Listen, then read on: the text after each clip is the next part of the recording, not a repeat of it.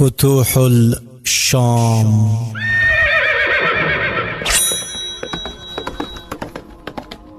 دیارلسمه برخه.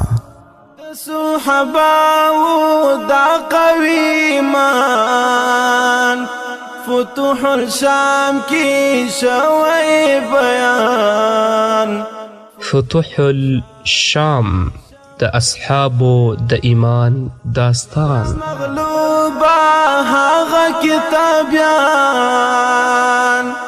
د کلیساو دغه پیروان د کلیساو دغه پیروان.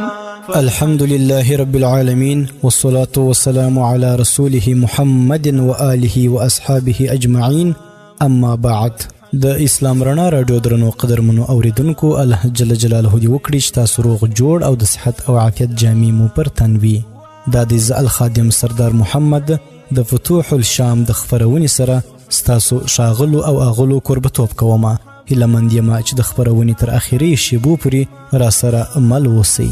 حشو پلاس د اسلام ولید ظالم خپل انجام.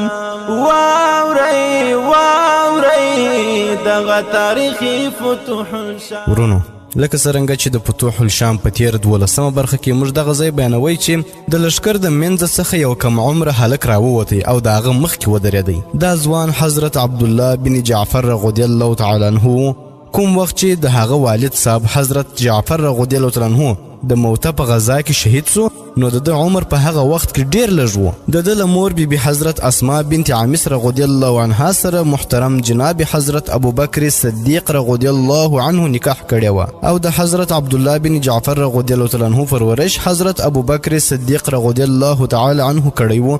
کله چې دی لږ لوی سو، نو د خپل مور بی نه پوښتنه وکړه چې زما پلار صاحب څه سو؟ نو مور به ورته ویله چې هغه رومیانو شهید کړي. حضرت عبدالله بن جعفر رضی الله عنه به ویله که چیرې زه ژوندی پاته سوم نو د پلار بدل به خامخا اخلمه. کله چې حضرت ابو بکر صدیق رضی الله عنه وفات سو او حضرت عمر فاروق رضی الله تعالی عنه خلیفه سو، نو د خپل په خلافت کې عبدالله بن انیس جمحي رضی الله عنه په مشرۍ کې او حضرت عمر رضی الله تعالی عنه د حضرت عبدالله بن انیس جمحي رضی الله عنه په مشرۍ کې یو لښکر د شام په لور روان کړي. نو په دغه لښکر کې حضرت عبدالله بن جعفر رضی الله عنه هم شریک سو. دی په صحابو کې انتهایی سخی او په صورت او سیرت کې د عقاید جهان محمد صلی الله علیه وسلم په شان وو. نو اوس به راسو قدرمنو اوریدونکو دیارلسمه برخه به واورو.